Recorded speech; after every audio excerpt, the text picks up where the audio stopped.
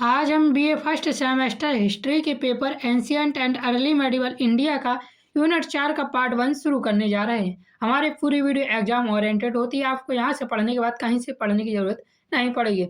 हमारी total 8 unit है और 8 यूनिट में जो यूनिट 4 है ये सबसे ज़्यादा इम्पोर्टेंट यूनिट है, जिसमें हमें गुप्ता साम्राज्य के बारे में पढ़ना है। यूनिट 4 के पार्ट 1 पर हम गुप्त साम्राज्य के उदय के बारे में पढ़ेंगे और इसमें कौन कौन शासक ने कितने कितने समय के लिए शासन किया इसके बारे में जानेंगे। आपको पीडीएफ कहाँ से मिलेगा वीडियो के एंड में बता दूंगा, या पहली वीडियो में बताया है, जाकर जरूर देख लीजिएगा। तो चलिए सबसे पहले हम देखते हैं यूनिट 4 में हम टोटल कितने पार्ट पढ़ने वाले हैं और कौन से पार्ट पर हमको क्या पढ़ना है। तो यूनिट 4 में हम 3 पार्ट पढ़ेंगे। तीनों ही पार्ट बहुत इंपॉर्टेंट है और पूरी 8 यूनिट में सबसे ज़्यादा इंपॉर्टेंट टॉपिक है ये हमारा, और सबसे लंबा सिलेबस टॉपिक भी है इसका। तो इसकी वीडियो थोड़ी लंबी होगी, पेशेंस बनाए रखिए, एंड तक बने रहिए और आपको यहाँ से पढ़ने के बाद कहीं और से कुछ भी पढ़ने की जरूरत नहीं पड़ेगी। पार्ट 1 पर हम पढ़ेंगे गुप्त साम्राज्य का उदय, जिसमें हम चंद्रगुप्त प्रथम एवं समुद्रगुप्त और चंद्रगुप्त द्वितीय और बाकी शासकों के बारे में भी पढ़ेंगे। चंद्रगुप्त साम्राज्य के उदय यानी इसका जो प्रारंभिक संस्थापक जो है वह श्रीगुप्त माने जाते हैं, लेकिन उन्हें वास्तविक संस्थापक नहीं माना जाता। इस सबको हम डिटेल से देखेंगे। पार्ट 2 पर हम गुप्तकालीन प्रशासन एवं संस्कृति के बारे में देखेंगे। यहाँ की शासन व्यवस्था कैसी थी, कला एवं साहित्य में गुप्तकालीन प्रशासन में क्या क्या विकास हुई ये देखेंगे। पार्ट 3 पर हम गुप्त काल को एक स्वर्ण युग के रूप में देखेंगे कि गुप्त काल को स्वर्ण युग क्यों कहा जाता है, इसके बारे में अध्ययन करेंगे और इसकी क्या विशेषताएं और इसका भारतीय संस्कृति में योगदान क्या है। इसी के साथ हम ये भी देखेंगे कि इतने बड़े साम्राज्य का आखिरकार पतन हुआ तो हुआ कैसे, ये सब हम आज की वीडियो में जानने वाले हैं। तो चलिए सबसे पहले आज की वीडियो में हम देखेंगे गुप्ता साम्राज्य के सभी राजाओं के बारे में डिटेल से। यहाँ से लॉन्ग क्वेश्चन, शॉर्ट क्वेश्चन और वेरी शॉर्ट क्वेश्चन, सभी प्रकार के क्वेश्चन यहाँ से आपको बनते हैं। तो गुप्त साम्राज्य भारतीय इतिहास का एक शक्तिशाली एवं प्रभावशील साम्राज्य था। मौर्य साम्राज्य के पतन 150 ईसा पूर्व में हुआ था, जो हमने यूनिट 3 पर पढ़ा है। इसके बाद भारत लगभग 5 शताब्दियों तक राजनीतिक विखंडन की स्थिति में रहा। इस अवधि में शुंग वंश, पांडव वंश, सातवाहन वंश, शक, कुषाण तथा अनेक अन्य छोटे छोटे राज्यों का उदय और पतन हुआ है, जो कि हमारे सिलेबस में नहीं है। हमें मौर्य साम्राज्य के बाद सीधे गुप्त साम्राज्य के बारे में पढ़ना है और गुप्त साम्राज्य से रिलेटेड जितने होंगे उनको थोड़ा थोड़ा ही हम देखने वाले हैं। किंतु कोई भी शासक संपूर्ण उत्तर भारत को एक राजनीतिक सूत्र में नहीं बांध सका, इसलिए इनको हमारे सिलेबस में रखा भी नहीं गया है। आगे देखिए दिया हुआ है, 3री शताब्दी ईस्वी के उत्तरार्ध में गुप्त वंश का उदय हुआ था। इस वंश ने उत्तर भारत को पुनः एक विशाल साम्राज्य के रूप में संगठित किया। गुप्त साम्राज्य का काल भी याद रखना कब से कब तक माना जाता है, तो लगभग 240 ईस्वी से 550 ईस्वी तक माना जाता है। तो इन्होंने कुल कितने वर्षों तक शासन किया? 310 वर्षों तक इन्होंने शासन किया था। इस साम्राज्य की वास्तविक स्थापना 319 से 320 ईस्वी में चंद्रगुप्त प्रथम ने की थी। ये वास्तविक संस्थापक मानते हैं, लेकिन इसकी स्थापना कब की थी, तो श्री गुप्त ने की थी, लगभग 240 ईस्वी में की थी। इसके बाद समुद्रगुप्त और चंद्रगुप्त द्वितीय, जिसे विक्रमादित्य के नाम से जाना जाता है, इन्होंने साम्राज्य का अभूतपूर्व भी विस्तार किया और इनका विस्तार ही बहुत लंबा चला, जिसके कारण गुप्त काल को स्वर्ण युग के नाम से भी जाना जाता है। आगे देखिए दिया हुआ है, गुप्त साम्राज्य की राजधानी मुख्य रूप से पाटलिपुत्र थी। प्रयाग तथा उज्जैनी भी महत्वपूर्ण नगर रहे हैं। साम्राज्य का विस्तार वर्तमान बिहार, उत्तर प्रदेश, मध्य प्रदेश, पश्चिम बंगाल, राजस्थान, गुजरात तथा ओडिशा के बड़े भाग तक था। दक्षिण भारत के अनेक राज्यों ने भी गुप्त सम्राटों की अधीनता स्वीकार की थी। याद रखना गुप्त साम्राज्य का सीधा जो साम्राज्य फैला हुआ था वह बिहार, उत्तर प्रदेश, मध्य प्रदेश, पश्चिम बंगाल, राजस्थान, गुजरात तथा ओडिशा के बड़े भाग में फैला हुआ था। पेपर में ये आपसे पूछ लिया जाता है शॉर्ट क्वेश्चन में। आगे दिया हुआ है, दक्षिण भारत के अनेक राज्यों ने भी गुप्त सम्राटों की अधीनता स्वीकार की थी। अब हम गुप्त वंश के एक एक शासक के बारे में पढ़ेंगे। उससे पहले देख लीजिए गुप्त वंश में कितने शासक हुए और उन्होंने किस प्रकार से इस शासन को चलाया था। तो जो प्रमुख शासक उनमें सबसे पहला श्रीगुप्त था। इसी ने क्या किया था, गुप्त साम्राज्य की नींव रखी थी। उसके बाद घटोत्कच शासक बना था। इनकी डेट भी याद रखना, 240 ईस्वी से 80 ईस्वी तक श्रीगुप्त, फिर घटोत्कच 280 से 319, फिर चंद्रगुप्त प्रथम आते हैं 319 से 335 ईस्वी तक, समुद्रगुप्त 335 से 375, चंद्रगुप्त द्वितीय जिसे विक्रमादित्य के नाम से जाना जाता है 375 से 415 गुप्त, और इसी प्रकार कुमारगुप्त प्रथम 415 से 455 और स्कंदगुप्त 455 से 467 ईस्वी तक शासक रहते हैं। ये गुप्त वंश के प्रमुख शासक हैं। इसके बाद छोटे छोटे शासक आए। स्कंदगुप्त की मृत्यु के बाद इस वंश का अंत होना शुरू हो गया था और छोटे छोटे शासक आए जिनको हम अंत में विस्तार से भी देखने वाले हैं। गुप्त वंश की उत्पत्ति। गुप्त वंश की उत्पत्ति के संबंध में विभिन्न मत प्राप्त होते हैं। अभिलेखों में गुप्त शासकों के अपने वर्ण या जाति का स्पष्ट उल्लेख नहीं किया है, इसलिए विद्वानों ने अलग अलग मत प्रस्तुत किए हैं। तो गुप्त वंश की उत्पत्ति का मतलब कि यदि पूछ लिया जाए वर्ण या जाति कौन सी थी, तो अलग अलग मत के अनुसार अलग अलग रहे हैं। ब्राह्मण मत के अनुसार गुप्त शासक ब्राह्मण थे। इस मत का आधार उनके द्वारा वैदिक परंपराओं तथा ब्राह्मण धर्म के संरक्षण को माना गया है। लेकिन देखिए, इतिहास जो भी होता है वह तर्क के आधार पर होता है, तर्क संगत होता है और प्रूफ होना चाहिए उस चीज का। ब्राह्मण मत में कह दिया गया कि गुप्त शासक ब्राह्मण थे क्योंकि उन्होंने वैदिक परंपराओं तथा ब्राह्मण धर्म के संरक्षण को माना है। तो इस प्रकार से इसे गुप्त शासक को ब्राह्मण नहीं माना जा सकता है, क्योंकि गुप्त शासकों ने बौद्ध धर्म और जैन धर्म को भी संरक्षण यहाँ पे दिया था। अगला दूसरा मत आता है वैश्य मत आता है। इनके अनुसार गुप्त शासक जो थे वह वैश्य थे। गुप्त शब्द का प्रयोग प्राचीन भारत के अनेक वैश्य परिवारों द्वारा अपने नाम के साथ किया जाता था। इस कारण अनेक विद्वानों ने उन्हें वैश्य माना है। तो ये मत थोड़ा थोड़ा सटीक बैठता है, लेकिन इस मत को भी नहीं माना जा सकता है, क्योंकि ये जरूरी नहीं है कि जो शासक जो लोग पहले ही गुप्ता लगाते थे तो सिर्फ वही गुप्त लगाते थे। बाद में और भी कम्युनिटी आती हैं जो कि दूसरे के सरनेम को भी लगा लेती हैं, इसलिए ये मत भी फेल हो जाता है। कोई भी मत यहाँ पे माना नहीं जाता, ये बात भी याद रखना। फिर क्षत्रिय मत के अनुसार गुप्त शासक क्षत्रिय थे। विशाल साम्राज्य की स्थापना, निरंतर युद्ध तथा अश्वमेध यज्ञ जैसे कार्य क्षत्रिय परंपरा के अनुरूप थे। तो यह मत भी बिल्कुल बेतुका था कि क्षत्रिय ही केवल विशाल साम्राज्य की स्थापना कर सकते हैं, निरंतर युद्ध और अश्वमेध यज्ञ जैसे कार्य कर सकते हैं। ये क्षत्रिय मत था, तो ये भी बेतुका मत था, इसलिए ये भी फेल माना जाता है। कुछ विद्वानों ने जाट मूल का मत भी प्रस्तुत किया, किंतु इसके समर्थन में भी पर्याप्त ऐतिहासिक प्रमाण उपलब्ध नहीं थे। तो इनकी उत्पत्ति के साक्ष्य बिल्कुल भी नहीं है। अब देखिए गुप्त साम्राज्य की स्थापना। प्रारंभिक शासक श्रीगुप्त एवं घटोत्कच थे। तो याद रखना, गुप्त वंश का जो प्रथम ज्ञात सम्राट है या शासक है वह श्रीगुप्त था। श्रीगुप्त का शासनकाल लगभग 240 ईस्वी से 280 ईस्वी तक माना जाता है। श्रीगुप्त के नाम का उल्लेख चीनी यात्री इत्सिंग के विवरण में मिलता है। याद रखना, श्रीगुप्त ने बौद्ध यात्रियों के लिए एक विहार का निर्माण भी कराया था। श्रीगुप्त ने महाराज की उपाधि धारण की। इससे स्पष्ट होता है कि श्रीगुप्त का राज्य छोटा था। जब राज्य बड़ा होता है तो महाराज की उपाधि धारण करते हैं, और आगे शासकों ने भी की है, लेकिन इसने महाराज की उपाधि धारण की और इसी आधार पर अनुमान लगाया गया कि श्रीगुप्त का राज्य छोटा सा था। आगे देखिए दिया हुआ है, श्रीगुप्त के बाद उसका पुत्र जो था वह घटोत्कच गुप्त साम्राज्य का शासक बना, जो कि लगभग 280 ईस्वी से 319 ईस्वी तक शासक रहा है। घटोत्कच ने भी महाराज की उपाधि धारण की, क्योंकि इसका भी शासन बहुत बड़ा नहीं था। घटोत्कच ने अपने पिता के राज्य को सुरक्षित रखा तथा शक्ति में भी थोड़ी बहुत वृद्धि की थी। घटोत्कच के शासनकाल में गुप्त वंश की राजनीतिक स्थिति पहले की अपेक्षा अधिक मजबूत हो गई थी। आपसे शॉर्ट क्वेश्चन में दे दिया जाएगा, घटोत्कच का संक्षिप्त में परिचय दीजिए। शॉर्ट क्वेश्चन में आएगा, 2 से 3 लाइन में आपको लिख देना है कि घटोत्कच श्रीगुप्त के पुत्र थे। इनका शासन कब से कब तक रहा और इन्होंने अपने पिता के राज्य को सुरक्षित रखा और थोड़ी सी शक्ति में भी वृद्धि की। मैं आपको बता दूं, किसी भी गुप्त शासक की जन्म तिथि यहाँ पे स्पष्ट नहीं है, याद रखना। यद्यपि श्रीगुप्त और घटोत्कच ने विशाल विजय अभियान नहीं चलाए, फिर भी उन्होंने गुप्त साम्राज्य की मजबूत नींव तैयार की। इन्हीं की नीतियों और प्रयासों के कारण चंद्रगुप्त प्रथम को एक शक्तिशाली साम्राज्य स्थापित करने का अवसर प्राप्त हुआ। चंद्रगुप्त प्रथम एवं कुमार देवी के विवाह का महत्व। यहाँ पे हम देखेंगे चंद्रगुप्त प्रथम, यहाँ से क्वेश्चन इंपॉर्टेंट बनने स्टार्ट हो जाते हैं। चंद्रगुप्त प्रथम का शासनकाल लगभग 319 ईस्वी से 335 ईस्वी तक रहा है। यह गुप्त वंश का पहला शक्तिशाली सम्राट था, इसी कारण इसे ही गुप्त काल का वास्तविक संस्थापक माना जाता है।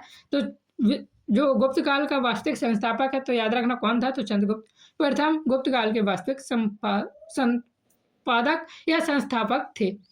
इसकी सबसे महत्वपूर्ण उपलब्धि लिच्छवी राजकुमारी कुमार देवी से विवाह था। तो याद रखना, कुमार चंद्रगुप्त प्रथम में सबसे ज्यादा क्वेश्चन जो पूछा जाता है वह पूछा जाता है कि कुमार देवी के विवाह से गुप्त साम्राज्य को क्या लाभ हुए, या इस वैवाहिक संबंध से क्या राजनीतिक लाभ हुए गुप्त साम्राज्य को। यह केवल वैवाहिक संबंध नहीं था, बल्कि एक महत्वपूर्ण राजनीतिक गठबंधन था। इस विवाह के प्रमुख महत्व पेपर में बार बार पूछे जाते हैं, जिनको आप थ्योरी रूप में लिख सकते हैं। मैंने आपको पॉइंट वाइज समझाया हुआ है। इस विवाह से क्या हुआ, लिच्छवी वंश का समर्थन प्राप्त हुआ गुप्त शासकों को। गुप्त वंश की प्रतिष्ठा पूरे उत्तर भारत में यहाँ से बढ़ने लगी जब कुमार देवी से विवाह हुआ। मगध एवं वैशाली पर अधिकार मजबूत हुआ। सैन्य शक्ति में भी वृद्धि हुई। व्यापारी मार्गों पर नियंत्रण स्थापित हुआ और गुप्त साम्राज्य के विस्तार का आधार तैयार हुआ। और ये सब बातें कहाँ से पता चलती हैं? तो स्वर्ण मुद्राओं पर चंद्रगुप्त प्रथम और कुमार देवी दोनों के चित्र अंकित किए गए हैं। इसी आधार पर पता लगाया जाता है कि कुमार देवी का काफी प्रभाव था गुप्त साम्राज्य में, याद रखना। आगे देखिए दिया हुआ है, चंद्रगुप्त प्रथम पहले शासक थे गुप्त सम्राट के जिन्होंने महाराजधिराज की उपाधि धारण की थी। इन्होंने अपनी सार्वभौम सत्ता की घोषणा की थी महाराज धीराज की उपाधि धारण करके।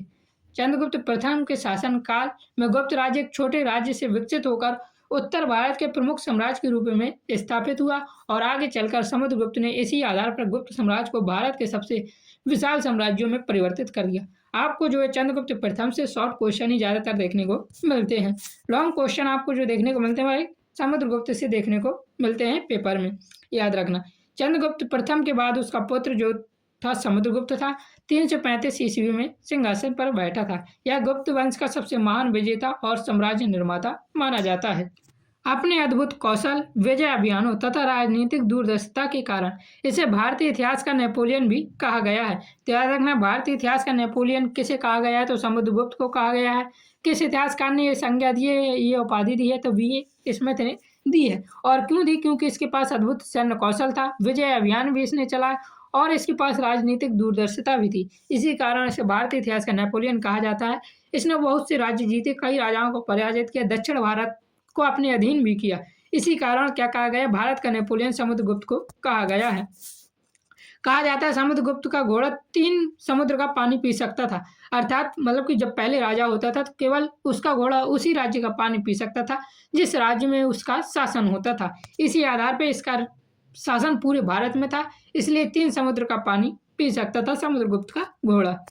समुद्रगुप्त ने लगभग 40 वर्षों तक शासन किया। समुद्रगुप्त के शासनकाल में गुप्त साम्राज्य का सर्वाधिक विस्तार हुआ था। इसने उत्तर भारत, दक्षिण भारत, सीमावर्ती राज्यों तथा विदेश के शासकों के साथ अलग अलग प्रकार की नीतियां अपनाकर एक विशाल साम्राज्य का निर्माण किया है।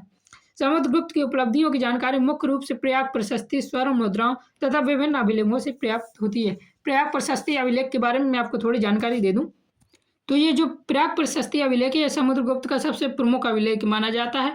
और याद रखना है अशोक स्तंभ पर उत्कीर्ण है क्या? कौन सा? प्रयाग प्रशस्ति अभिलेख। इसकी रचना समुद्रगुप्त के दरबारी कवि एवं मंत्री हरिशरण ने की थी और अभिलेख की भाषा संस्कृत तथा लिपि ब्राह्मी है, ये भी याद रखना। तो प्रयाग प्रशस्ति अभिलेख बहुत ही प्रमुख अभिलेख है। समुद्रगुप्त के शासनकाल का विवरण ज्यादातर इसी से मिलता है। अब देखिए प्रयाग प्रशस्ति अभिलेख का थोड़ा यहाँ पे मैंने लिया भी हुआ है।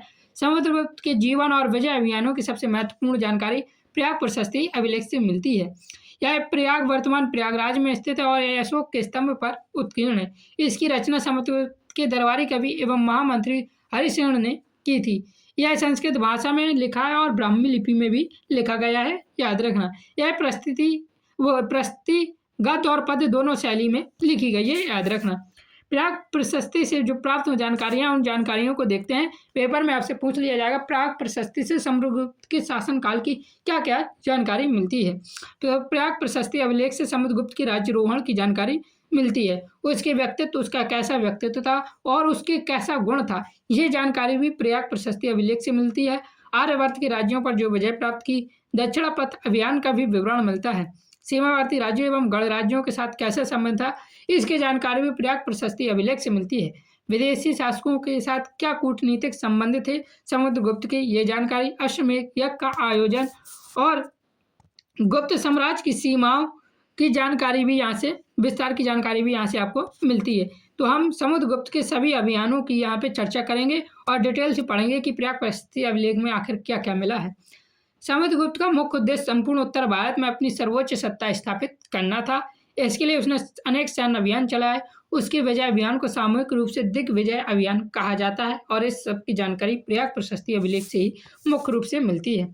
इन अभियानों को मुख्य रूप से 4 भागों में विभाजित किया गया है। पहला है आर्यवर्त विजय, दक्षिणापथ विजय, सीमावर्ती राज्यों की अधीनता और विदेशी शासकों से मैत्रीपूर्ण संबंध। तो इसके 4 अभियान है, आर्यवर्त विजय, दक्षिणापथ और सीमावर्ती राज्यों के अधीनता और विदेशी शासकों से मैत्रीपूर्ण संबंध। याद रखना इन अभियानों की एग्जैक्ट डेट नहीं है लिखित रूप से, ना ही आपको पेपर में लिखना है। बस यदि आपसे पूछ लिया जाए समुद्रगुप्त के आर्यवर्त विजय का विवरण दीजिए, या पूछ लिया जाए समुद्रगुप्त के 4 अभियानों की जानकारी दीजिए या विस्तृत वर्णन कीजिए, तब आपको यहाँ से लिखना शुरू करना होगा।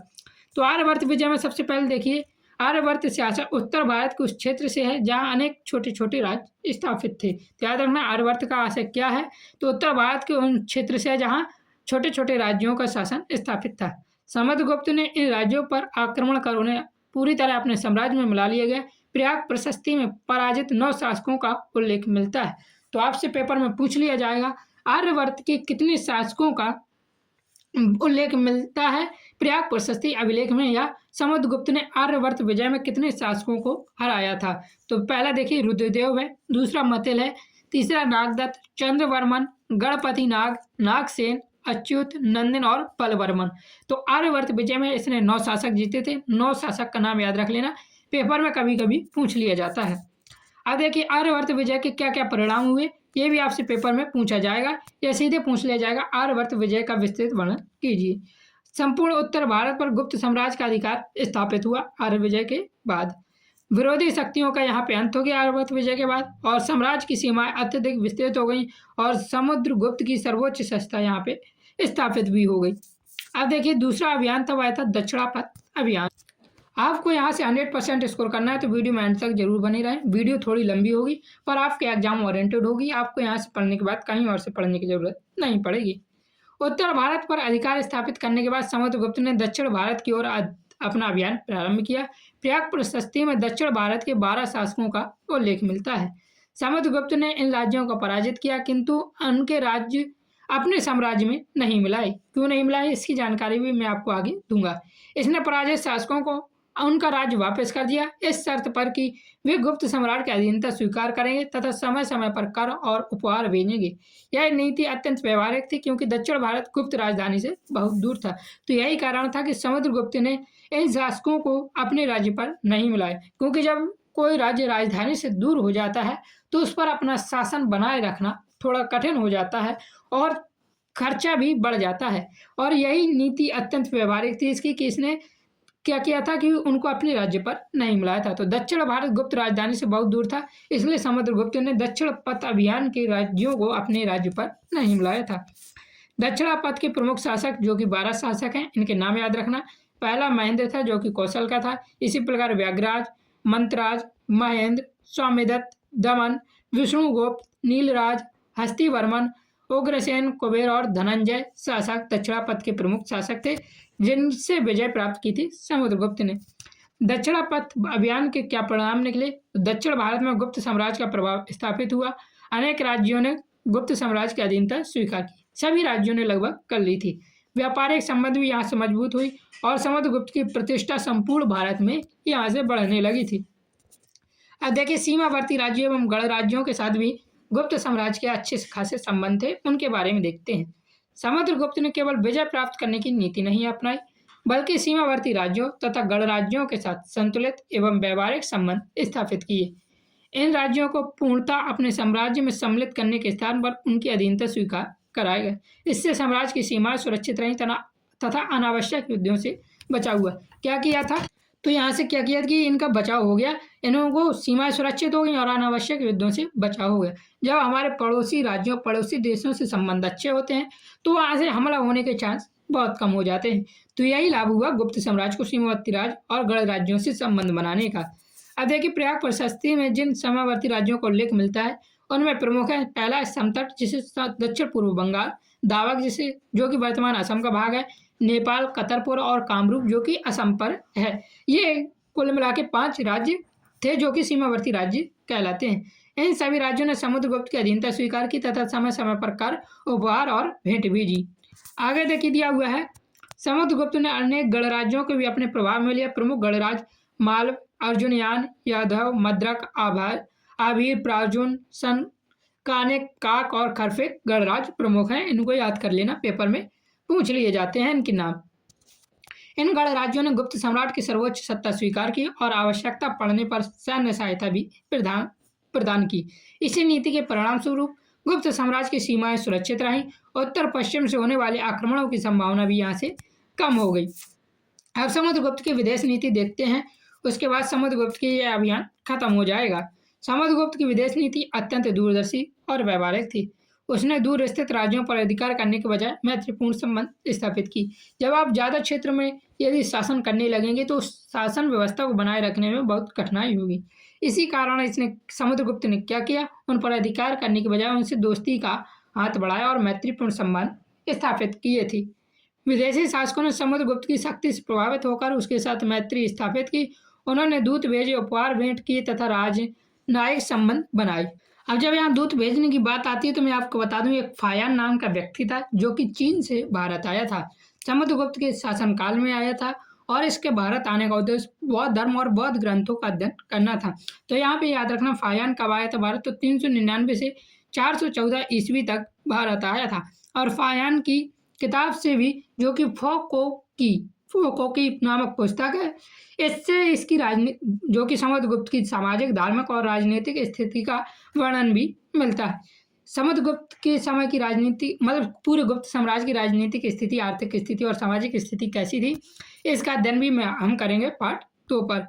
विदेशी नीति का प्रमुख पक्ष क्या था? श्रीलंका के शासक मेघवर्ण ने समुद्रगुप्त के दरबार में दूत भेजे। मेघवर्ण को बोध गया में बौद्ध विहार बनाने की भी अनुमति यहाँ से प्राप्त हो गई। उत्तर पश्चिम के अनेक विदेशी शासकों ने भी मैत्रीपूर्ण संबंध स्थापित किए थे समुद्रगुप्त से। शक, कुषाण तथा अन्य सीमावर्ती शासकों ने गुप्त साम्राज्य की श्रेष्ठता को स्वीकार किया और समुद्री व्यापार तथा कूटनीति संबंधों में यहाँ से प्रोत्साहन भी मिला था। अब देखिए अश्वमेध याग, तो हमने जो कि समुद्रगुप्त के अभियान थे उनमें सभी पढ़ लिए। अब आती है अश्वमेध याग। अश्वमेध याग मैं आपको बता दूं क्या होता है। अश्वमेध याग में राजा एक घोड़ा छोड़ता है यज्ञ करके। यदि कोई राज्य उस घोड़े को पकड़ता नहीं है तो वह राज्य उसके अधीनता स्वीकार करता है। यदि कोई राज्य उसे पकड़ लेता है तो उसके साथ फिर उस शासक का युद्ध होता है। यही अश्वमेध याग है, आप सभी जानते भी होंगे। समुद्रगुप्त की सबसे महत्वपूर्ण उपलब्धि अश्वमेध यज्ञ का आयोजन था। उत्तर भारत में अपनी सर्वोच्च सत्ता स्थापित करने के बाद समुद्रगुप्त ने अश्वमेध यज्ञ कराया। इस यज्ञ का उद्देश्य सम्राट की सार्वभौम सत्ता की घोषणा करना था कि मेरा घोड़ा कोई भी यहाँ पे नहीं रोक सकता है। और इसी से यह सिद्ध होता है कि समुद्रगुप्त का शासन पूरे उत्तर भारत में फैला हुआ था और दक्षिण भारत के शासक भी इसके अधीन थे। आगे देखिए, समुद्रगुप्त के अश्वमेध यज्ञ के प्रमाण उसकी स्वर्ण मुद्राओं से प्राप्त होते हैं। याद रखना, अश्वमेध यज्ञ के प्रमाण कहाँ से प्राप्त होते हैं? तो समुद्रगुप्त की स्वर्ण मुद्राओं से प्राप्त होते हैं। इन मुद्राओं के एक ओर यज्ञ का घोड़ा तथा दूसरी ओर यज्ञ से संबंधित लेख अंकित हैं। अश्वमेध यज्ञ के क्या क्या परिणाम निकले? तो समुद्रगुप्त की सार्वभौम सत्ता की घोषणा हुई कि पूरे उत्तर भारत और दक्षिण भारत में समुद्रगुप्त का वर्चस्व है।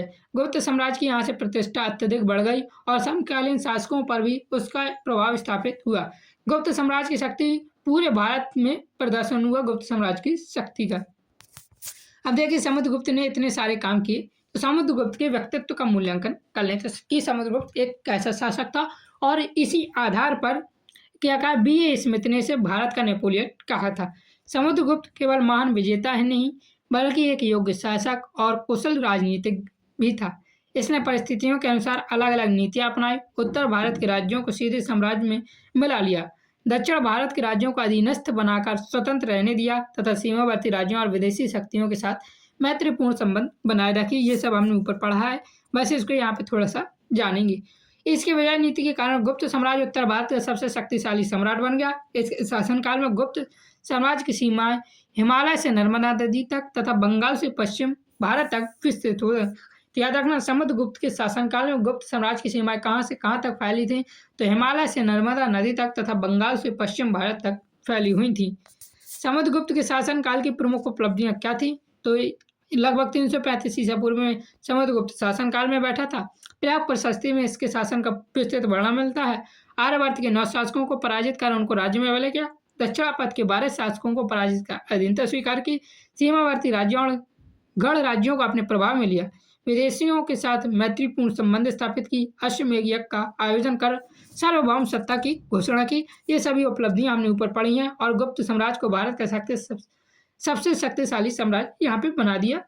ये हमने पढ़ चुके हैं, बस एक बार हमने इसका रिकैप्चर किया है। 375 ईस्वी के लगभग समुद्रगुप्त की मृत्यु हुई और उसके बाद उसका पुत्र चंद्रगुप्त द्वितीय सिंहासन पर बैठा और गुप्त साम्राज्य को नई ऊंचाइयों तक यहाँ से पहुंचाया।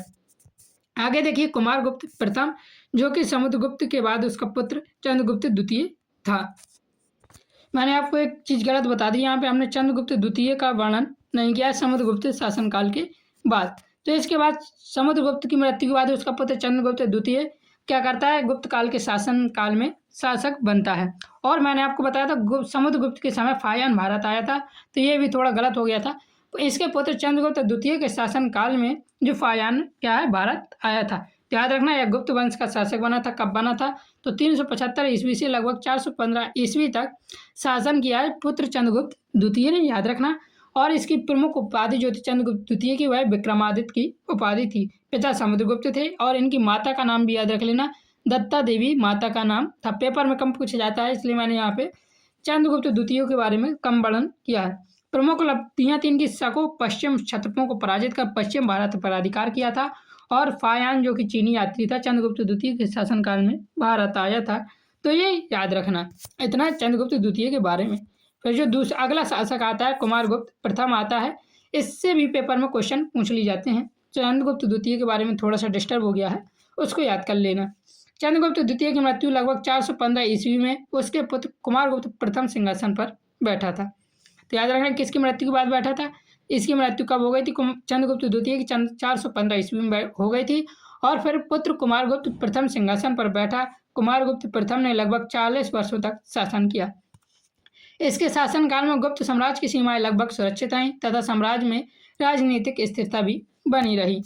आगे देखिए दिया हुआ है, कुमारगुप्त ने अपने पूर्वजों द्वारा स्थापित विशाल साम्राज्य को संगठित रखने में प्रयास किया और महेंद्रादित्य की उपाधि भी धारण की थी। इसके शासन की काल की जानकारी मुख्यतः अभिलेखों तथा स्वर्ण एवं रजत मुद्राओं से प्राप्त होती है। आगे देखिए दिया हुआ है, कुमारगुप्त प्रथम के शासनकाल में गुप्त साम्राज्य बंगाल से गुजरात तथा हिमालय की तराई से नर्मदा नदी तक विस्तृत था। इसने साम्राज्य की एकता बनाए रखने के लिए अनेक प्रांतों पर अपना प्रभाव बनाए रखा था कुमारगुप्त प्रथम ने।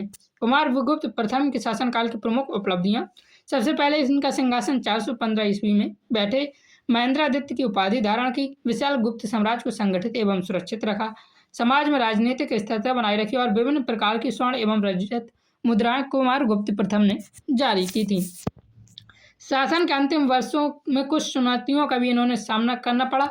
मध्य भारत में पुष्यमित्र नामक शक्ति ने विद्रोह कर दिया। यह शुंग वंश का शासक था। पुष्यमित्र शुंग बहुत ही शक्तिशाली शासक था, ये याद रखना। इस विद्रोह का सफलतापूर्वक दमन कर दिया था किसने, तो चंद्रगुप्त प्रथम ने दमन कर दिया था, जिससे गुप्त साम्राज्य की शक्ति यहाँ पे बनी रही थी। लगभग 455 ईस्वी में कुमारगुप्त प्रथम की मृत्यु हो गई और इसके बाद उसका पुत्र स्कंदगुप्त गद्दी पर बैठा।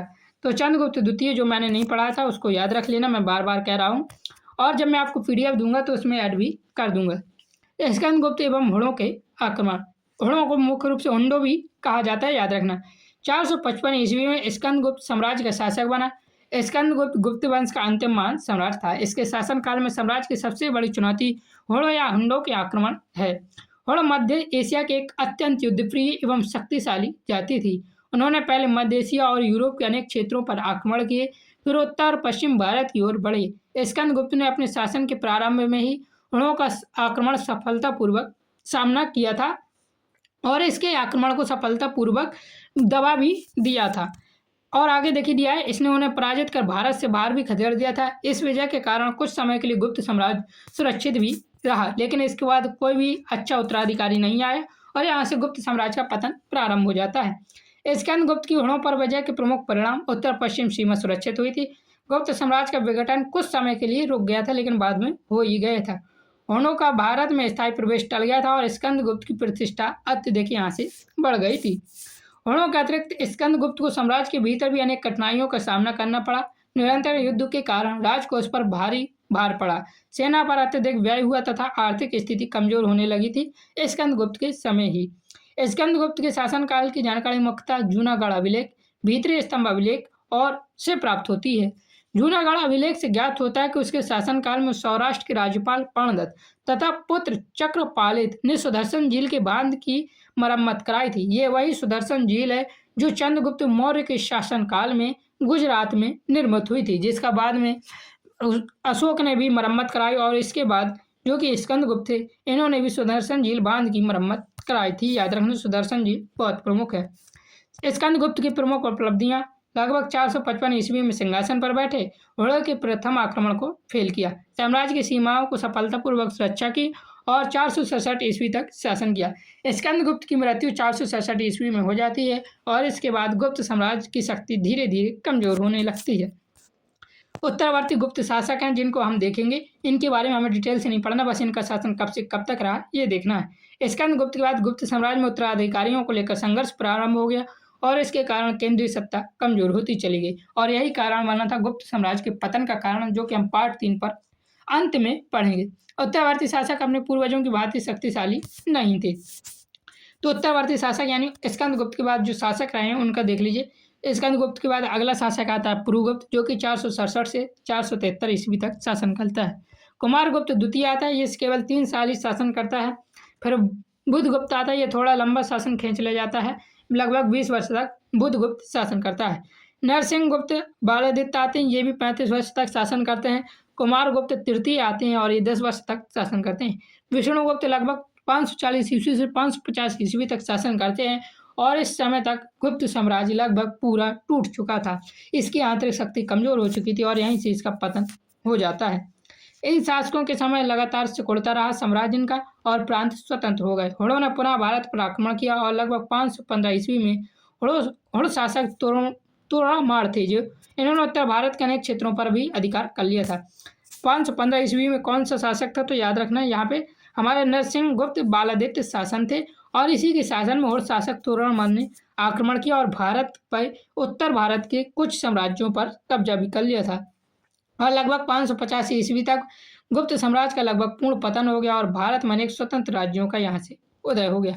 अगले यूनिट में हम जानेंगे कि गुप्त साम्राज्य का शासन कैसा था, यहाँ पे कला और साहित्य किस प्रकार से अपना विकास किया, अपना अस्तित्व बनाया, इस सब को हम अगले पार्ट में जानेंगे, डिटेल से जानेंगे जैसे हमने आज पढ़ा हुआ है। तो शासन व्यवस्था कला एवं साहित्य यूनिट 4 के पार्ट 2 पर हम यहाँ पे पढ़ने वाले हैं। अभी तक चैनल को सब्सक्राइब नहीं किया तो सब्सक्राइब जरूर कर लीजिए। पीडीएफ के लिए आपको मैं बता दूं, टेलीग्राम पर आपको हमें मैसेज करना होगा, जिसका लिंक डिस्क्रिप्शन पर मिल जाएगा। पीडीएफ आपको जो है वो पेड मिलेंगे, फ्री में पीडीएफ नहीं मैं यहाँ मैं प्रोवाइड करवाने वाला हूँ। और हमारा जो ऊपर छूटा चंद्रगुप्त द्वितीय, जिस गुप्त वंश के शासक 380 से 415 तक रहा, विक्रमादित्य उपाधि धारण की थी, पिता समुद्रगुप्त थे, माता दत्ता देवी थी, उसके बारे में भी थोड़ी जानकारी मैं यहाँ पे ऐड करने की कोशिश करूंगा। चैनल पर नए हैं सब्सक्राइब जरूर कर लीजिएगा और बेल आइकन भी दबा लीजिए, जिससे कि आपको हमारी नई वीडियो की नोटिफिकेशन सबसे पहले मिले। जय हिंद, जय भारत, राधे राधे।